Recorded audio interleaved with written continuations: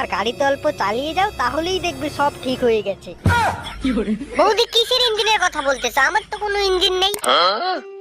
আরে শিক্ষিত মূর্খ, যদি লাগাতে চাও তাহলে আসো। আরে বৌদি এটা আগে বলবে তো, বলো কোন ফ্লেভারের কন্ডম নিয়ে আসবো। আরে এসব নিয়ে তোমাকে ভাবতে হবে না, এসবের ব্যবস্থা করা আছে। তুমি এক কাজ করো, 10,000 টাকা নিয়ে আইসো তো। এই লাগানোর জন্য আবার পয়সা দিতে হবে নাকি? আরে বৌদি আমার কাছে নাই তো এত টাকা। আর তোমার বোন না আমেরিকাতে কাজ করে, তোমাদের কি টাকার অভাব আছে নাকি? আরে তুমি যেটা ভাবছো ওটার জন্য আমি টাকা চাইছি না। তোমার দাদা এবার যত টাকা নিয়ে এসেছিল সব টাকাগুলোই নতুন ঘর বানাতে চলে গিয়েছে।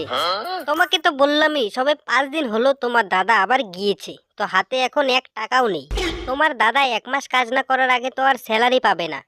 তাই তোমার দাদাই আমাকে বললো এখন কারো কাছ থেকে কিছু টাকা ধার নিয়ে চালাতে, তোমার দাদা স্যালারি পেলেই টাকা ফিরিয়ে দেব।